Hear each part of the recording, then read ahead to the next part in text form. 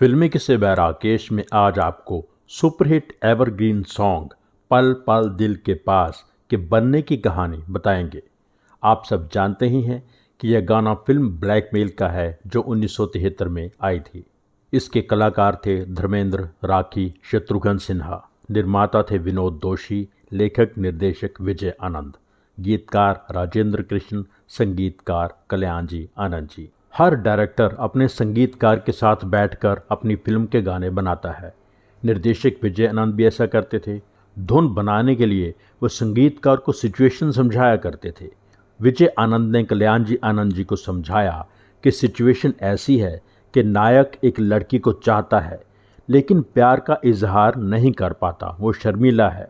वो अपने प्यार की बातें चिट्ठी में लिखता है पर चिट्ठी पोस्ट नहीं कर पाता। ऐसा कई बार हुआ है।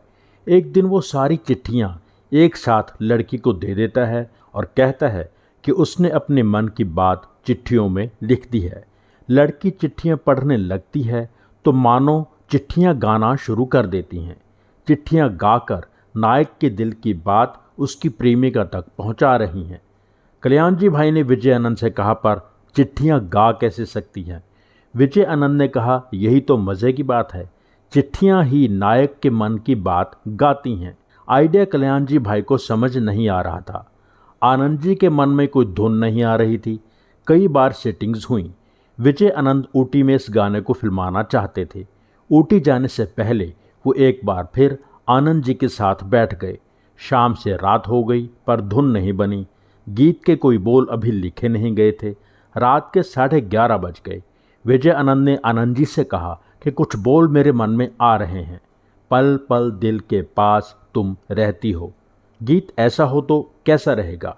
आनंद जी ने बहुत कम समय में धुन बना दी। विजय आनंद ने अगली लाइन जोड़ दी, जीवन मीठी प्यास ये कहती हो, और मुखड़ा बन गया।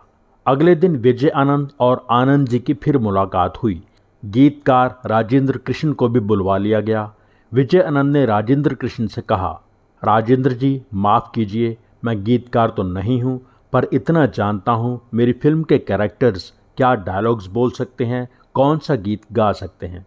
मैं हमेशा अपने गीतकार को ये बात शुरू से ही बताता आया हूँ, लेकिन यहाँ मुझसे एक बदतमीज़ी हो गई।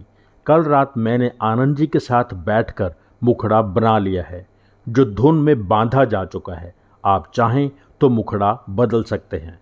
राजेंद्र कृष्ण ने कुछ नहीं कहा, लेकिन 2-3 घंटे के बाद उन्होंने जवाब दिया, नहीं, मुखड़ा चेंज करने की ज़रूरत नहीं, मुखड़ा यही रहने देते हैं। शायद राजेंद्र कृष्ण के मन में कोई बेहतर मुखड़ा नहीं आया होगा। बाकी गाना राजेंद्र कृष्ण ने ही लिखा। गाना बन गया लेकिन अभी रिकॉर्ड नहीं हुआ था। विजय आनंद को शूटिंग के लिए ऊटी जाना पड़ा। जो गाना रिकॉर्ड नहीं हुआ उसे शूट कैसे किया जा सकता है? लेकिन विजय आनंद कोई साधारण निर्देशक नहीं थे। उन्होंने ऐसा करके दिखाया। उन्होंने धर्मेंद्र को गीत के बोल बताए और बिना रिकॉर्ड किया हुआ गाना शूट कर दिया। आज भी ये गाना इतना पॉपुलर है और देखने में जितना असरदार है शायद ही कोई दूसरा रोमांटिक गाना होगा। इस तरह ये शानदार गाना बना। इस सदाबहार गाने से जुड़ा किस्सा लेखिका अनीता पाधे की बुक एक था गोल्डी में मौजूद है।